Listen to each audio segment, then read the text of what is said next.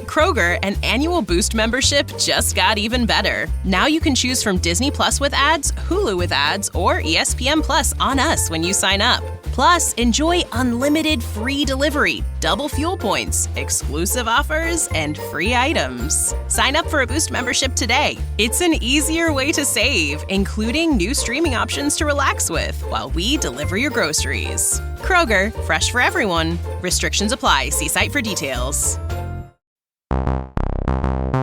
Hello and welcome to episode 244 of the Clean Energy Show. I'm Brian Stockton. And I'm 2025 James Whittingham. This week, well, we remember the clean energy life of former U.S. President Jimmy Carter, who died last week at the age 100.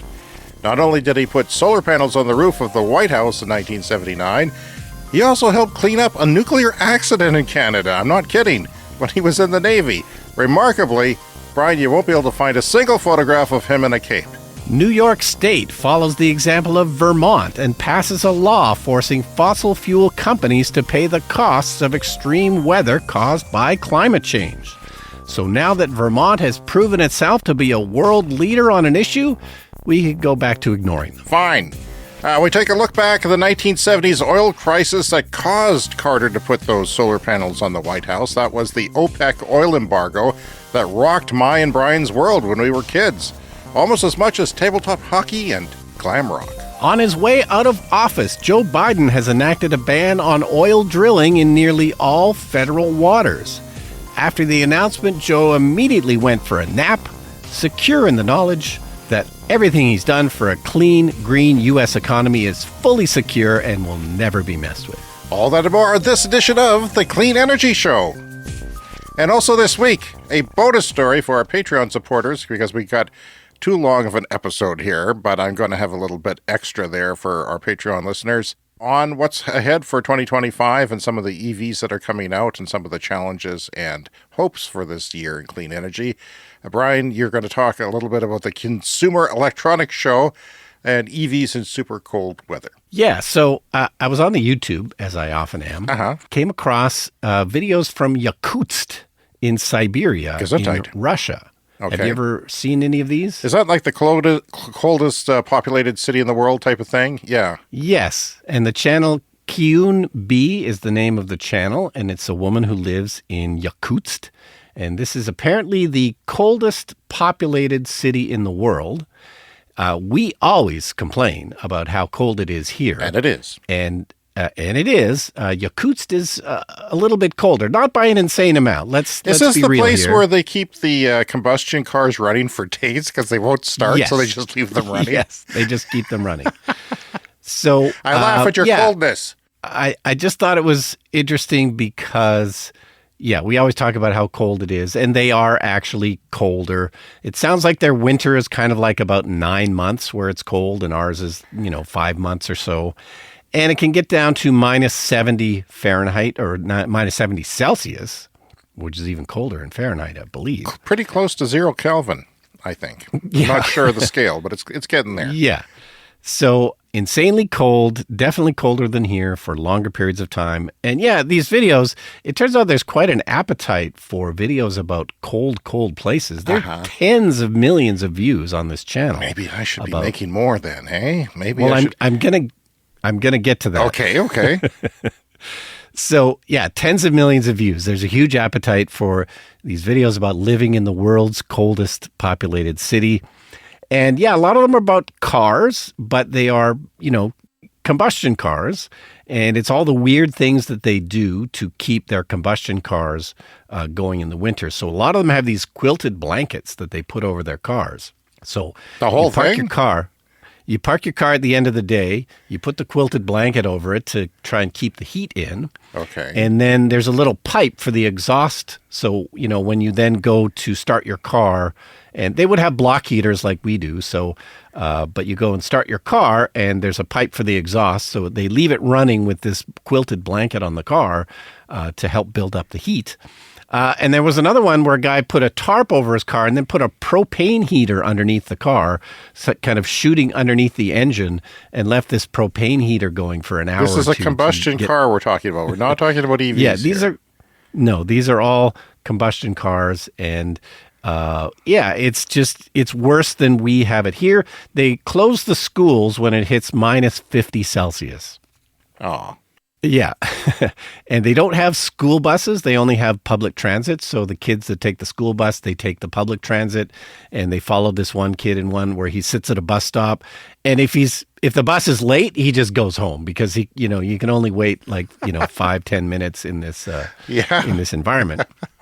But so I started looking around for, okay, well, there must be EVs in Yakutsk. And so I start doing these search terms. And surely somebody must have an EV in Yakutsk. And, it wouldn't be ideal for any type of car, including an EV. But I thought, well, if you have a good plug-in at home, you'd need a 240-volt plug-in at home.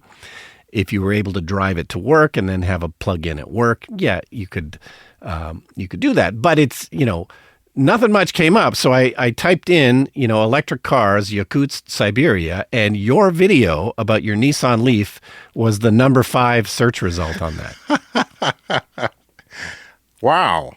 We're nowhere near Siberia if you're geographically challenged. So No, but what came up were other cold weather videos about electric cars and Teslas. The first one was the guy in Saskatoon who froze his Tesla a few years ago and made a video about it. So and that video of yours, I think it's got about 250,000 views. It's on the Clean Energy Show YouTube channel.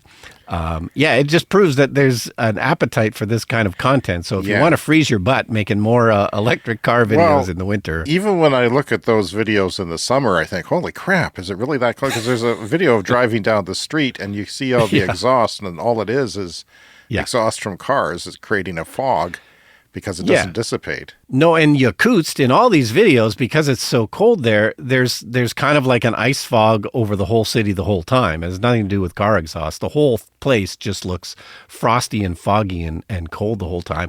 And they even have some drone shots in these videos. They're quite well produced. They're nicely made. They have drone shots, but, I imagine can only fly a drone for a minute or two before the battery freezes and then it crashes to Earth. I mean, the drone length of flight is getting longer, but still, I would think that you're right. A couple minutes might be, and then maybe it'll just die and fall from the sky. It may not have time to land before it realizes, oh my God, I'm frozen. The battery's not putting out any voltage anymore. Yeah. So, a lot of people don't bother with cars who live in Yakutsk because it's a huge pain in the butt. Some of them, they just leave them running sometimes. Well, I would think, getting into a warm bus would be the way to go. It's already heated. Assumably it keeps warm. I mean, it's hard to keep buses warm because there's such a large volume of air there to keep warm. But yeah. And so there's another video they explained newer buildings in Yakutsk tend to have, newer apartment buildings tend to have individual propane or natural gas heaters in the units. But the older buildings, they have a bunch of it is district heating. So they have these coal-fired furnaces that, they showed a guy literally shoveling coal into these furnaces to, keep the heat on, and, they can't fall asleep on the job. If they fall asleep on the job and the fire dies too much, people are going to freeze in their home. So a lot of it is these pipes that run through town, and they can't bury the pipes because it's it's permafrost. It's, tundra. You can't bury them. So they're above ground pipes that feed heat to a lot of the buildings. Wow. I was thinking about making a new video about driving in my Nissan Leaf without a heater. Yeah. and because it's broken. Because it's broken, and it's really expensive to get fixed, more than the car is probably even worth right now. It's like $4,000, $5,000 because they have to tear it apart. There's a lot of labor involved. And I know that Teslas, sometimes the heaters go in other cars and it's $1,500 or even less to fix, which is a lot more doable for a car. But yes, we are driving it. My daughter took it to school this morning. It's a Tuesday. We are recording the podcast. I don't go out into the cold weather. But we've discovered that my old driver's license ID is really good for scraping the inside of the window. Okay, yep. So I want to go to the hardware store and get one of those credit card ice scrapers for a couple of bucks, and I don't know why I don't have 6 of them right now. It's kind of stupid, but the inside of the window keeps getting frosted, so it's a challenge, and we have chemicals for de-icing, same as the airlines use, and all kinds of we've got a heated blanket that plugs into the 12 volt. I've got a little heated Air defroster does nothing. They never did. I had one when I was a 20-year-old. They don't do squat, really. So off of 12 volts in a car, you can't do a whole lot of heating. Because, the heating in an electric car is like 7 hair dryers. It's like 7,000 watts. And it comes from the high voltage battery. So, yeah, that's why another reason why it's expensive is because it connects to the high voltage. The car is, by the way, it's happy birthday to my car, the Nissan Leaf from 2013. It was made in January 2013. That's what the label says on the car. So it is now. It's 12 years old now. I can't believe that. Yeah. Of course, people said, my laptop battery lasts 2 years. I'm never going to buy an EV. This is when I bought the car with 5 years old. And I don't know what to tell you. It's still running. If the heater was working, it would be a godsend if I lived in a warmer climate. If I had a higher trim level, which most of them aren't, the higher trim levels that are out there, but if I had one trim level higher, I think it would have come with a heat pump that year. So I would have had the heat pump operational down to, say, is that a cat in front of your screen, or what the hell is going on? Yeah, the cat has joined us. Yes. Okay, that is a weird effect. I thought you were disappeared into the abyss. Yeah, your cat, Calypso, the Clean Energy Cat, has joined the podcast and is pretty much speechless at this point, but still there. She's not typing, is she? No, just rubbing her face on the top of my laptop. Okay, why not? I do that every morning. So, happy birthday to my car. It's still running. Love it. It does need some work. It needs some front suspension work, which I'm saving up for. That's been overdue for 2 years now. But if it doesn't fall apart and die, that would be great. But yeah, it's been a challenge in cold weather. It's for some reason, it's worse this year. I don't know why. Maybe it's just that moisture that you had on your heat pump is the moisture that I have inside the car. It's just a more moist winter, which usually they're quite dry here. So getting back to Yakutsk. Which I'm totally hooked on these videos, but one of them is a guy he's shown winterizing his car. It's again a gas car. He's doing things like he put a felt pad over the engine, which is a thing again people do to keep the heat in. But what I was going to mention was you're having problems with the frost on the inside of the windows, and that's always a problem when it's super cold, even if your car is working properly. They have these problems there too, don't I? I think I've seen a video about it where the guy was trying to go on a 50-kilometer journey and. Yeah. So they put sometimes a second layer of plastic on the inside of the windows, and that helps to keep the frost out. And I had a vague memory when we were kids, sometimes people did that on the side windows in a car. I don't know if you remember that. Oh, sort of a rectangular I completely forgot about those things. Yeah. A rectangular shaped piece of plastic. I don't know what they're called, but I suddenly had a flashback memory. And can you buy them anymore? No, I don't think you can buy them anymore. But that's, back in the 70s, people would put these plastic rectangular sheets on the inside windows, and that little window would stay clear from the frost. In the prairies of Canada, we should qualify that. I completely forgot about those. Now I want to look them up. Yeah. I really want to look them up. And oh my God, I haven't had an early childhood memory dredged up like that in a long time. That's amazing. It's I'm just trying to visualize it. Yeah. There were little rectangular plastic things on the side windows of cars. And because we live in a very cold climate. But interesting. What else about the town? Why do people, we did a bit of a feature on it once, and I can't remember if it's like mining or why people live there, but I mean, why do we live here? We live here because we were born here. But it sounds like mining. Mining is what established the town. But it's still surprising that 400,000 people. This is a pretty large city. That's a lot of people. It's bigger than our place. Okay, I want to mention quickly the Consumer Electronics Show opens today in Las Vegas, and I'm always interested in that. And often there's clean energy technology. Nothing so far. It's just the first day, other than Sony is now taking pre-orders for their electric car, which they've been teasing for a while now.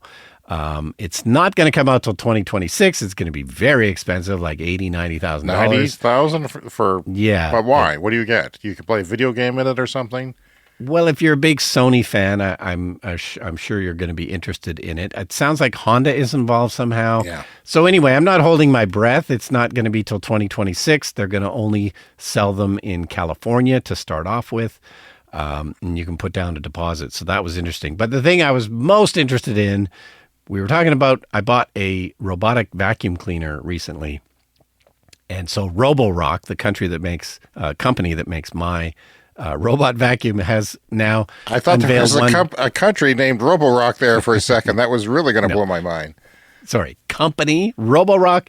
They have a new model that's coming out later this year, and it has an arm on it that'll pick up stuff that's in the way.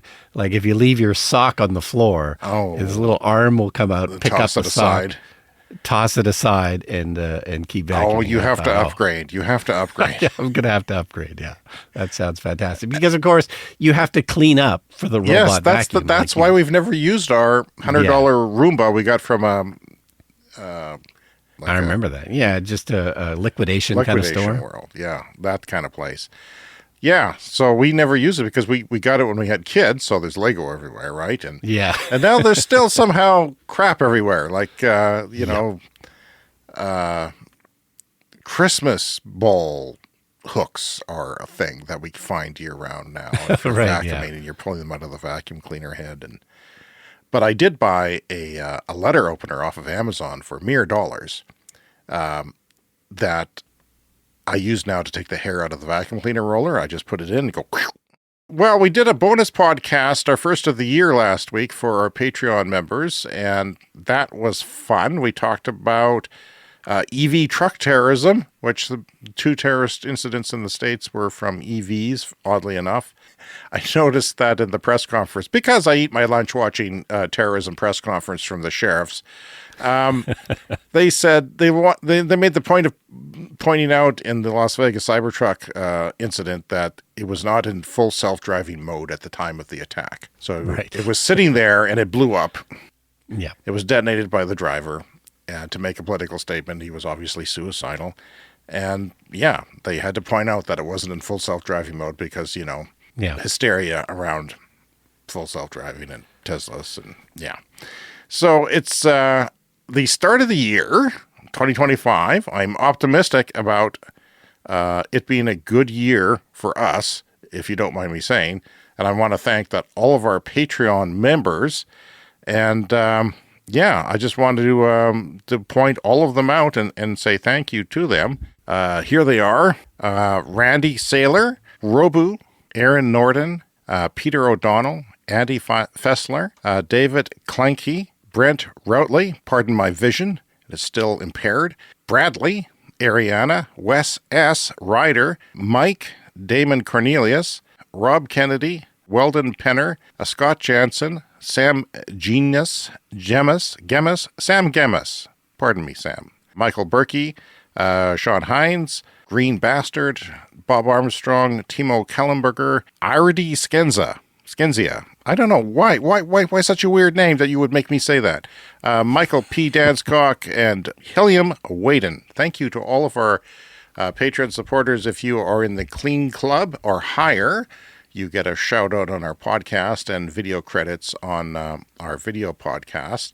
But I just wanted to thank everyone who has signed up for a Patreon account and is supporting our show in one way or another. Yeah, I'm going to sign up under a weird name just so that you have to say it.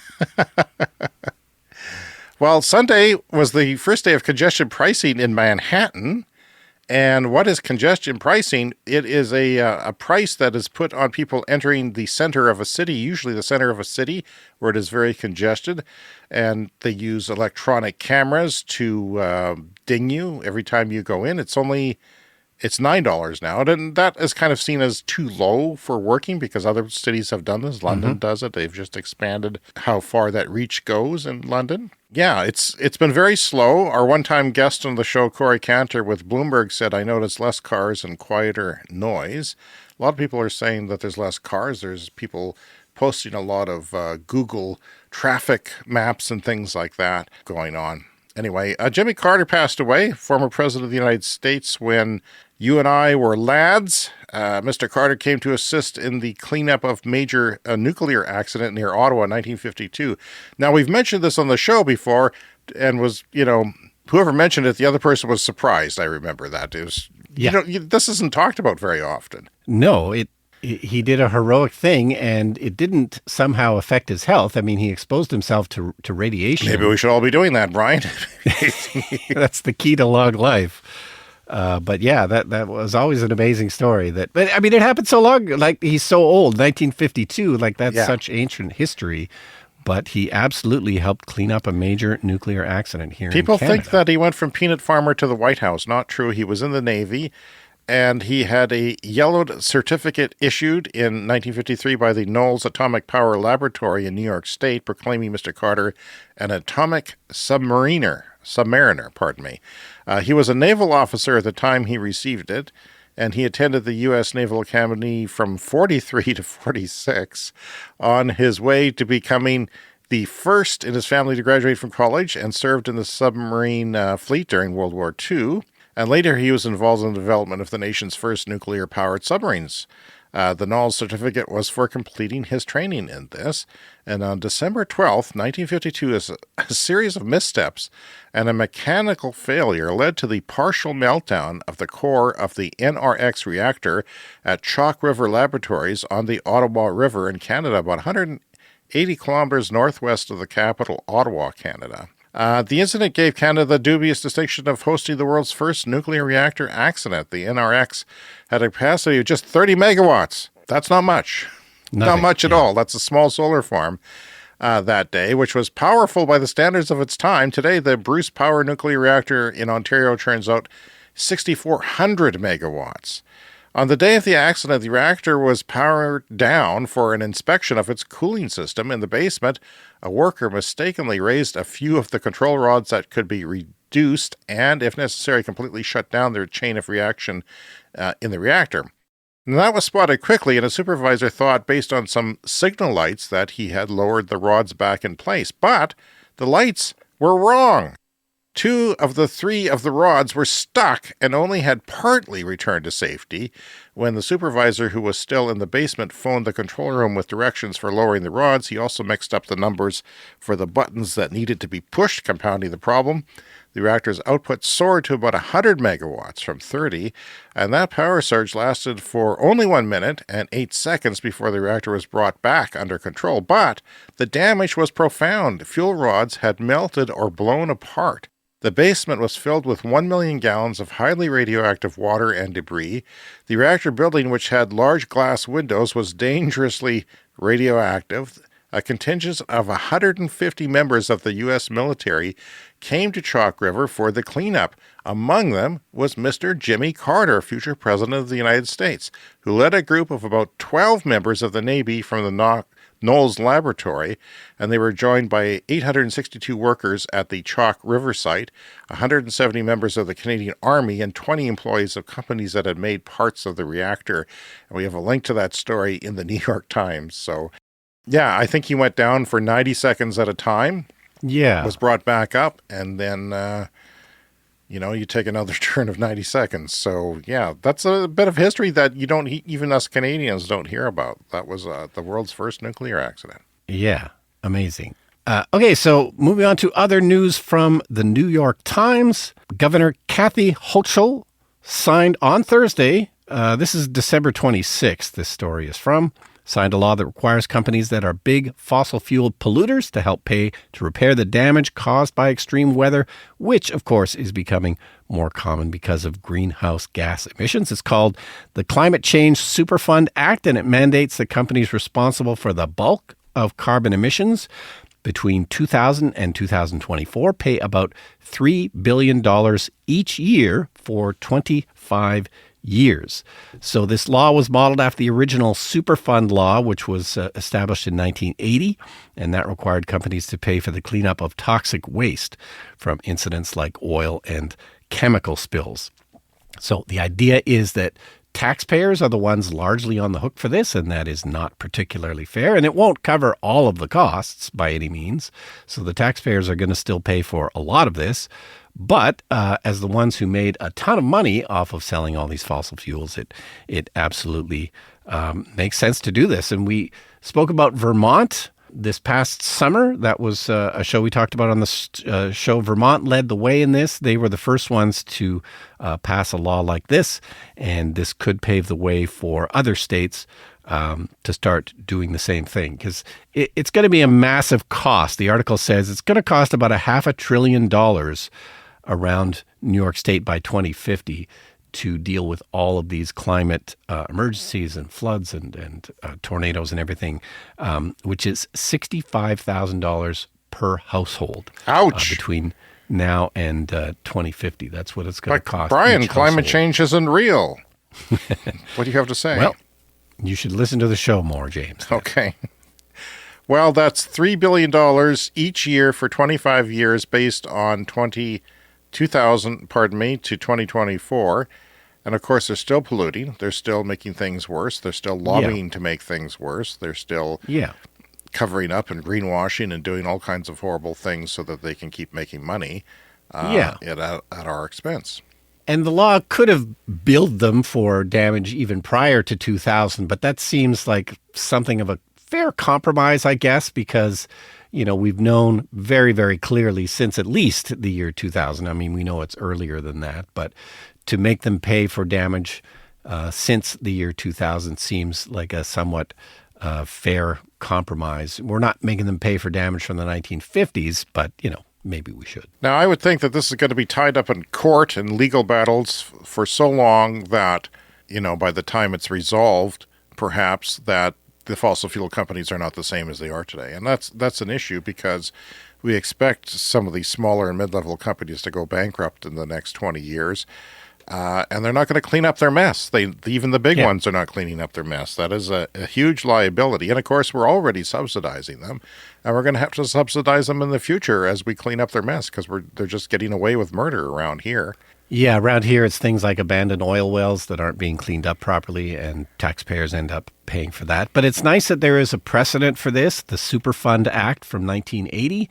So this is hopefully established well enough in law that any challenges can hopefully be defeated. There's been a lot of talk about Jimmy Carter's, legacy for clean energy. And I do think that Biden is the bigger person for his effect on climate, but it's hard to sort of quantify what Carter did. Now, he did this because the 1970s, there was oil crises. There was two of them. And I thought I would revisit them because even though you and I were alive, I was 7 years old when the first oil crisis happened. So I wasn't, our family watched the evening news. So I was cognizant, but I wasn't really fully understanding everything, but it's also I've forgotten. And it's amazing what happened back in the 70s because of the oil crisis. So even if you are elderly like Brian and I, you've probably forgotten what had happened, a lot of what had happened. My house was built as a response to the oil crisis in the 70s. It's a passive solar house.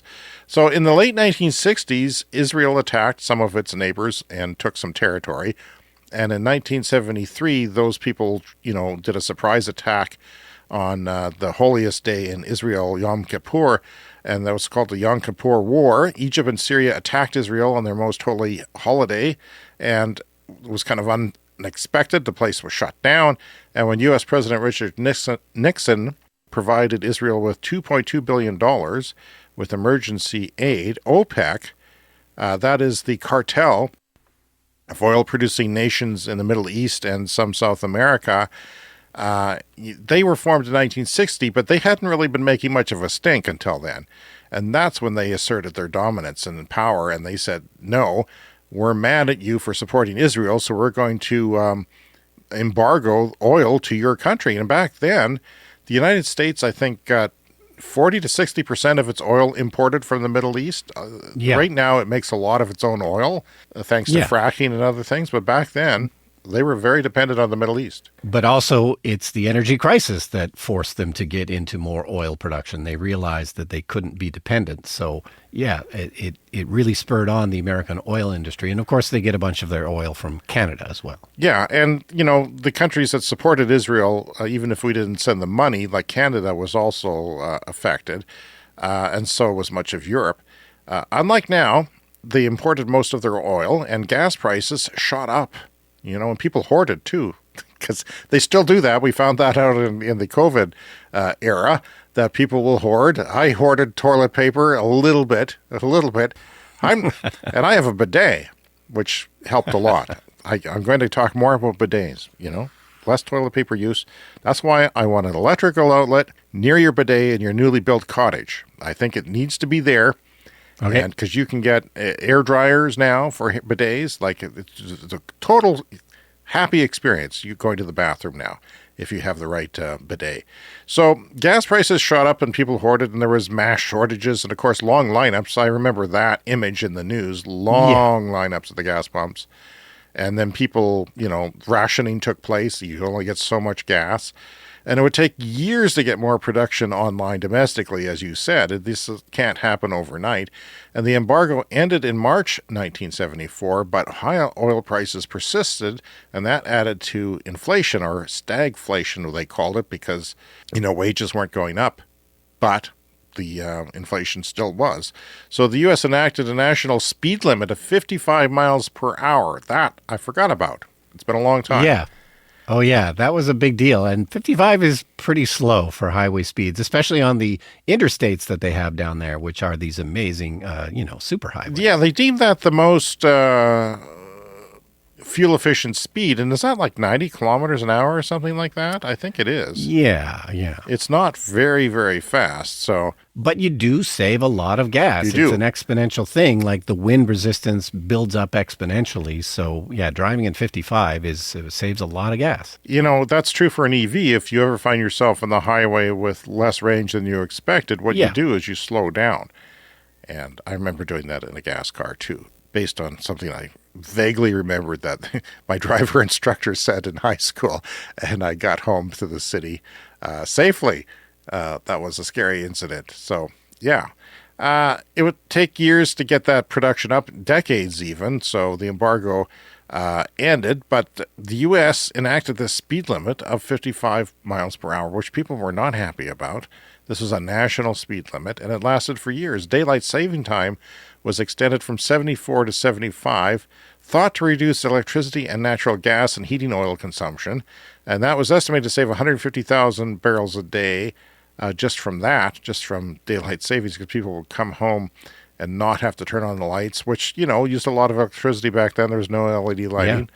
And that was, they called it the lighting company, some people, to keep the lights on, because that was the main thing you thought about electricity. It's the first thing that it brought to your household was evening lighting. And that's happening now in Africa. Like villages in Africa are now getting light, and that's the first thing they get. Charging their phones as well. We certainly didn't have those. So a second energy crisis occurred after the Iranian Revolution in 1978 and the fall of the Shah in 79. Iran was then the largest oil exporting country, and this caused panic buying again, and the price of oil doubled in 12 months. States like California, New York, Texas, and New Jersey enacted gasoline rationing and all kinds of other laws that said, hey, we have to conserve energy. So it was a whole decade of being very conscious of this stuff. And these densely populated states made consumers buy gas based on the last digit of their license plate. So if it was odd, you could buy it on odd days, odd calendar days, and so forth. So you couldn't buy gas anytime you wanted to. So that means if you were taking a trip and you had to fill up, you couldn't. You had to stay home. And they encouraged you to do that. So the government called on consumers to conserve energy and limit unnecessary travel. Some European countries banned travel on Sundays. And this was talked about, Brian, in Texas, too. There's news reports on YouTube, and people are crapping their pants thinking the NFL was not happy because they were saying, we can't play football in empty stadiums. Well, turns out in 2020 you could. Yeah, they thought there would be no people in the stands, and they would move their games to Saturdays, which is when the college football plays here in the United States, or over in the United States. The sale of compact, fuel-efficient cars took off, and Japanese automakers benefited from this. OPEC's share of the world oil market fell from 50% in 1979 to just 29% in 85. So that's when I came of age and finished high school. Yeah, it had shrunken quite a bit. And now, of course, the United States is the biggest world oil producer now. Yeah, and like you say, it spurred on all kinds of things, like the research that led to your house, which is a passive solar house. It's really just a super thick wall insulated house. And, it was one of the answers to having an energy crisis. But, as soon as the natural gas prices kind of went back down again, a lot of that was forgotten about. And, okay, it's cheap to heat your home with natural gas again. Okay, we'll just do that. Oil ban.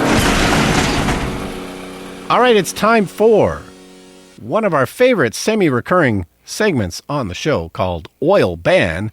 And this has to do with President Joe Biden, just on his way out of office, announced that they are banning new offshore oil and gas drilling along 625 million acres of U.S. coastline, taking the total area of protected oceans up to 670 million acres.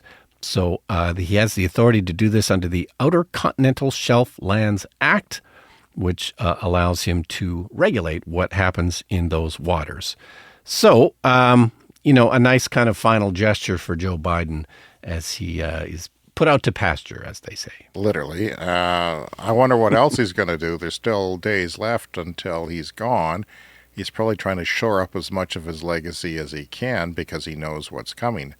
I don't know how much the Republicans can undo, but they do have total control of Congress, so that's kind of unpleasant. But yeah, good for Joe. And I'm surprised. I advocated for him stepping down and letting Kamala Harris take over as president a month early. Just Christmas Day or something, just to get the U.S. accustomed to having a woman. But, the world would not collapse, of course. So, all right, it's time to talk about Jimmy Carter and his solar push in 1979.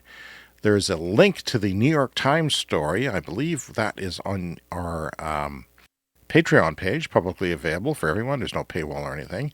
And there's a clip there that you can also listen to his full speech there. It's restored and it's in pretty good quality. And here's a clip.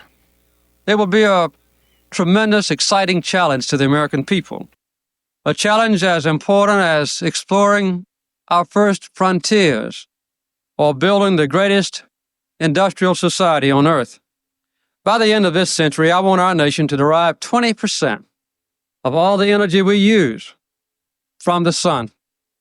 Direct solar energy and radiation and also renewable forms of energy derived more indirectly from the sun. This is a bold proposal, and it's an ambitious goal, but it is attainable if we have the will to achieve it. And I don't know how attainable that was. I don't know what you think about that. Because we obviously didn't reach that then. Yeah. We're there now.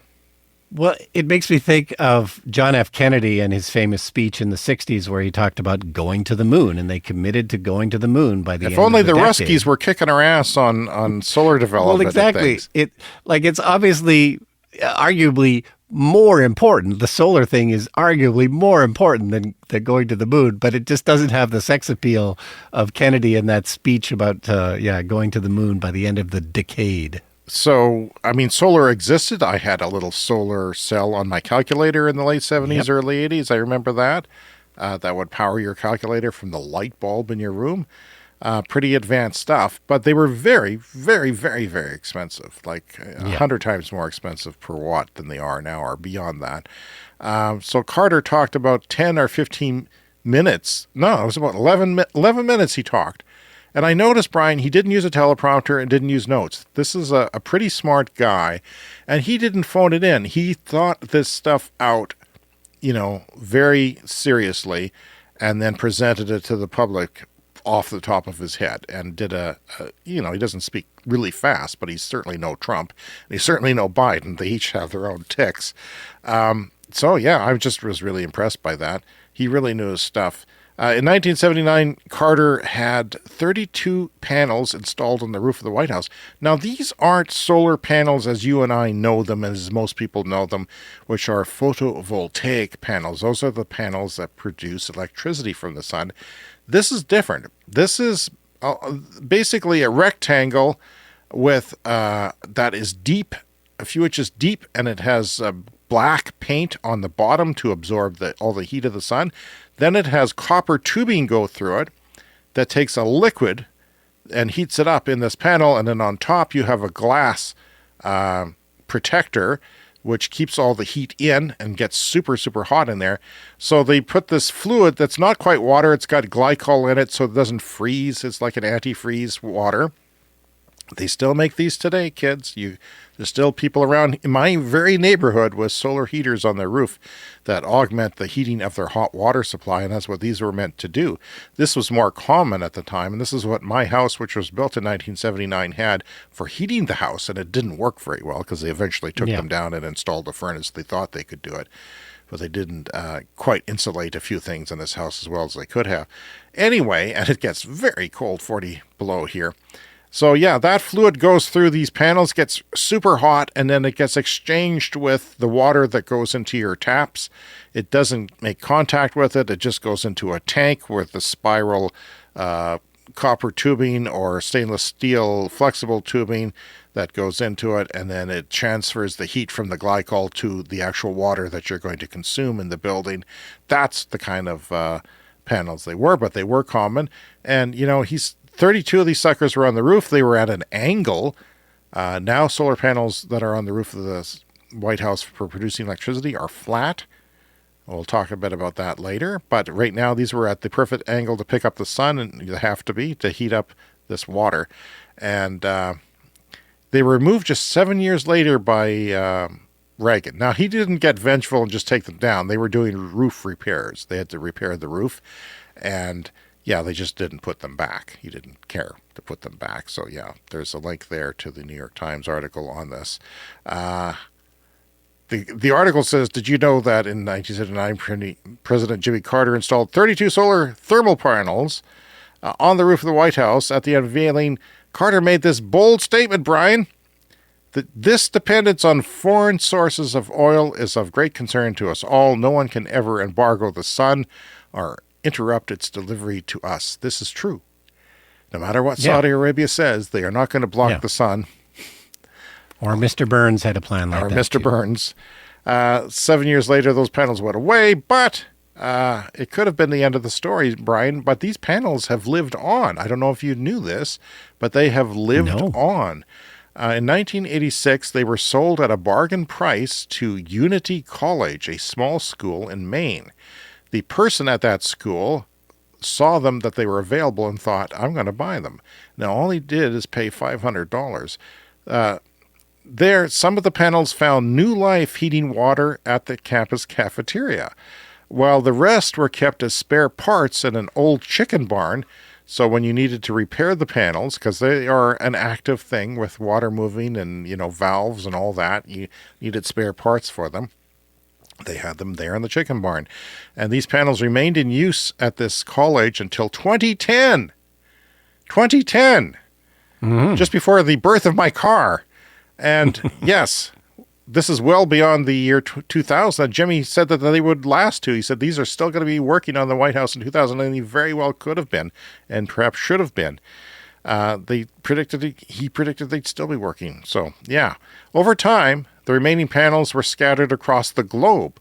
One was donated to the Smithsonian's National Museum of American History in Washington, D.C., where it is still on display today.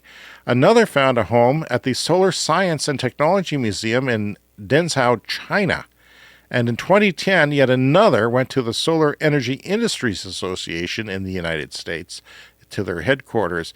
It's fascinating to think how these panels, once symbols of hope and innovation, have traveled so far and wide, continuing to tell their story decades later. So even though the panels didn't last long at the White House, his decision to support renewable energy helped position the United States for the clean power boom that is currently underway, experts told the New York Times. It was fundamental to the development and the growth of the use of solar energy in the United States, said Frederick Morse, a senior Energy Department official under Mr. Carter and Mr. Reagan. In 2003, George W. Bush administration reinstalled some solar thermal heaters, although I can't find a whole lot of information on that beyond this story. Apparently that happened. It's probably a good idea to have some sort of backup heat and power at the White House if you're dealing with, a nuclear holocaust and things like that. These units are used to heat water for landscape maintenance personnel and for the presidential pool and spa. These types of panels that I described earlier are commonly used for swimming pool heating. I have a different system which kind of works the same way, except the actual water goes through rubber mats with little rubber pipes in them, and that sort of sucks the heat up from the side. It's not as efficient, but a professional swimming pool could use more expensive glass panels. 167 solar photovoltaic grid-tied panels were installed at the same time on the roof of the maintenance facility at the White House. That's a lot.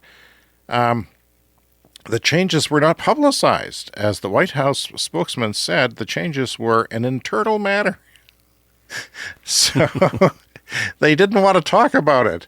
The story was picked up by industry trade journals, like solar trade journals were picking up the story because, their workers had to go install them. And we had one worker who installed something at the White House right into us once, which was cool. Right. So in 2010, Stephen Chu, the Secretary of Energy under Barack Obama, announced that solar panels would be reinstalled on the roof, saying that it was a way to move forward with a clean energy economy. And the White House will lead by example. They were really lobbied. I've seen video of people running up to Obama saying, put solar panels on the White House, will you? And he said, it's a good idea, but it took a while. The panels were installed in 2013, making it the first time solar power would be used for the president's living quarters. And we have the full Carter video dedication speech available to everyone on our Patreon page for free. Come join us there and have a listen if you'd like to hear the whole thing, Brian. Coming up next, it's the lightning round. We'll be right back. At Kroger, an annual Boost membership just got even better. Now you can choose from Disney Plus with ads, Hulu with ads, or ESPN Plus on us when you sign up. Plus, enjoy unlimited free delivery, double fuel points, exclusive offers, and free items. Sign up for a Boost membership today. It's an easier way to save, including new streaming options to relax with while we deliver your groceries. Kroger, fresh for everyone. Restrictions apply. See site for details. Marketing is hard. But I'll tell you a little secret. It doesn't have to be. Let me point something out. You're listening to a podcast right now, and it's great. You love the host. You seek it out and download it. You listen to it while driving, working out, cooking, even going to the bathroom. Podcasts are a pretty close companion. And this is a podcast ad. Did I get your attention? You can reach great listeners like yourself with podcast advertising from Libsyn Ads. Choose from hundreds of top podcasts offering host endorsements, or run a pre-produced ad like this one across thousands of shows to reach your target audience and their favorite podcasts with Libsyn Ads. Go to libsynads.com, that's LIBSYN, ads.com today.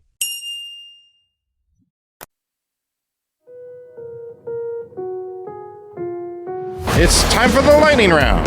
The Lightning Round is a fast-paced look at the latest headlines in climate, clean energy, and transportation. Oh, baby, I've got a lot of stories that I wrote this week, Brian. I don't know if my voice will make it to the end, but here we go. Boldly forward. Uber and Lyft are preparing to deploy robo-taxis this year in select U.S. cities. New app features will allow users to use phones to open the trunk and honk the horn if they can't find the vehicle when it comes to pick you up. The companies are training crews to maintain the cameras and LiDAR. That is the little sensors on the cars that scan and make it not crash into things. And they are scouting idling and charging locations in different places. Where can these cars idle and charge? And, a lot of people in San Francisco aren't happy with all the robotaxis there. They're vandalizing them and getting mad. Yeah. They're calling them Roombas on four wheels, and they're not happy about it. I think the technology will improve so that they aren't congesting and getting confused. That's probably a smaller step to get forward on that. Hopefully, but also people are against robotaxis because they eat into public transportation. The companies are training crews to maintain the cameras and LiDAR, like I said, and hopefully they are using, I think, cars from different companies. Uber had its own self-driving program, and now they're just going to, they had a fatal accident, and then they stopped. I think they're going to use other people's technology now.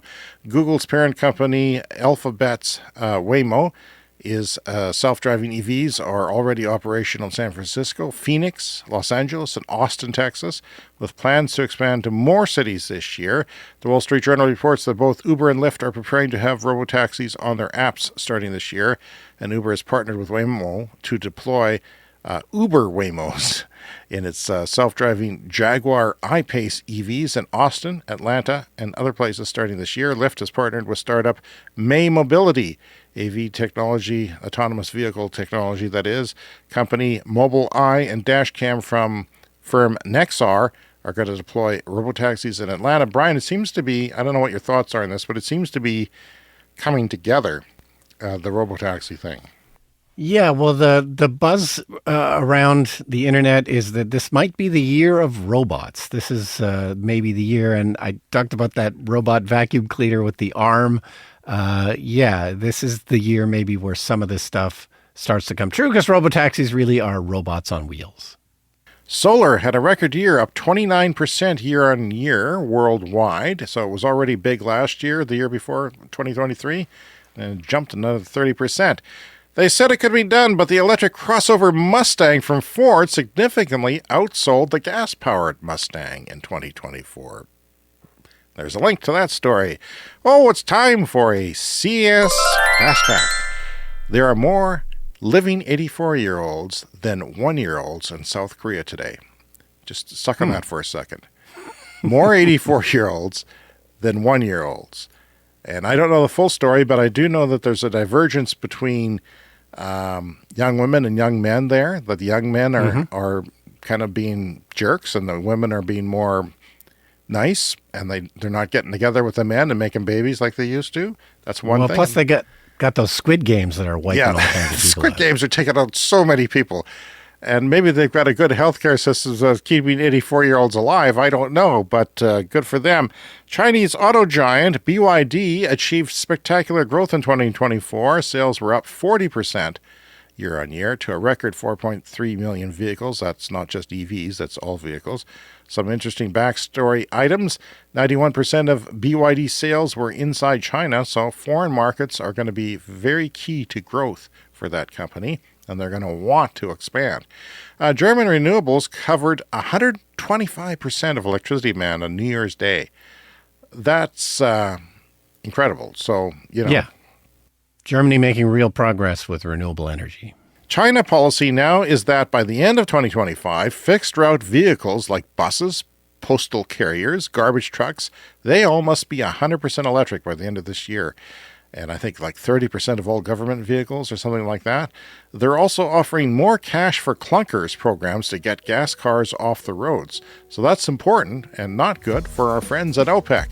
An accelerated build-out of chargers as well.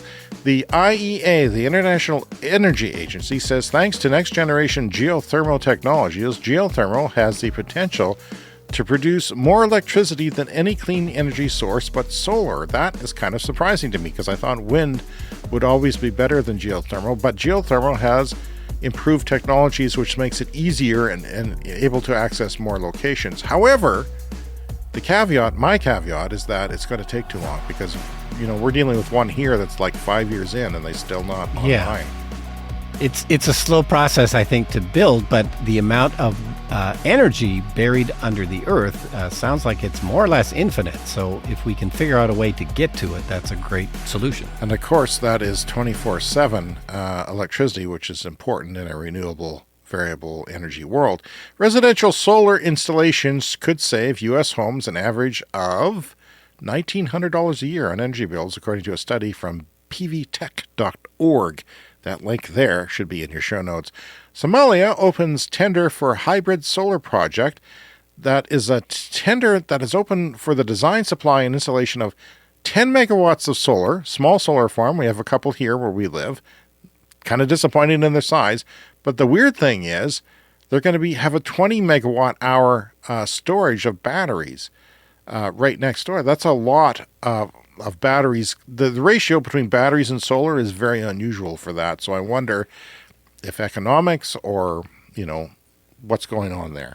Yeah, well, I think we'll just see more of that as the price of batteries drop because, of course, grid storage batteries were just too expensive a few years ago, and so you would tend to make them very small. But as batteries become cheap, why not just make the battery storage bigger? China is planning 48,000 kilometers of high-speed rail by 2030. They've already got a good chunk of that going.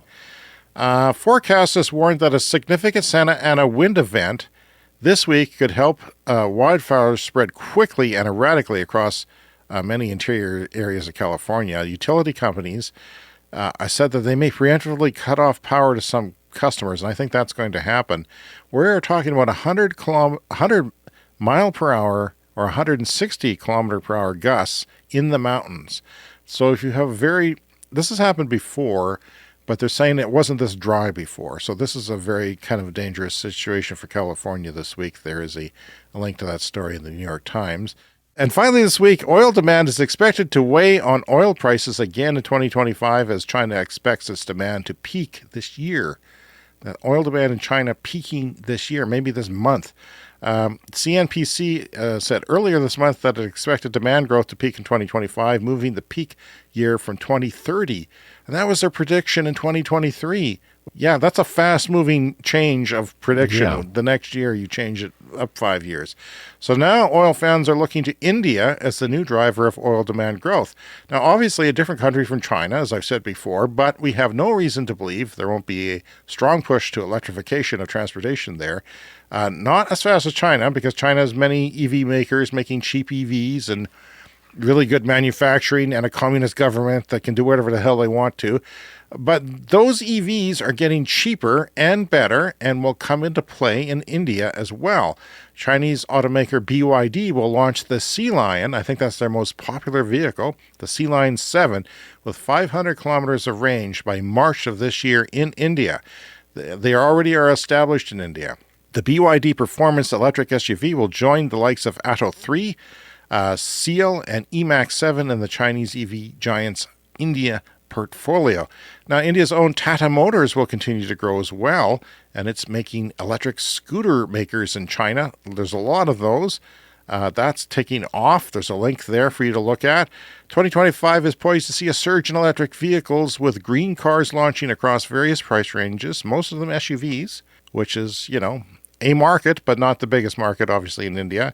Nearly every car maker, a latecomer Maruti Suzuki, Hyundai, luxury brands like Mercedes and Audi, local giants like Mahindra and Tata Motors, and China's BYD plans to roll EVs this year. All kinds of new EVs coming to India, and that is something we'll be watching. This wave comes despite concerns over slow adoption in India and limited charging infrastructure. The government's push for clean mobility, driven by worries over pollution and fuel import costs, has accelerated EV adoption. Obviously, India has some terrible air quality problems, but it's not all from cars, but it is a chunk of it is from cars. And companies are also under pressure to meet stricter emission norms or face heavy penalties. While petrol, diesel, hybrids, and CNG cars will still launch, EVs will still the spotlight in 2025 as predicted. That's our lightning round. All right, you survived the big, long lightning round, and that's our show for this week. You can contact us at cleanenergyshow@gmail.com. On social media, we're Clean Energy Pod, and you can join the Patreon community for free to get some special posts on there. That link is in your show notes.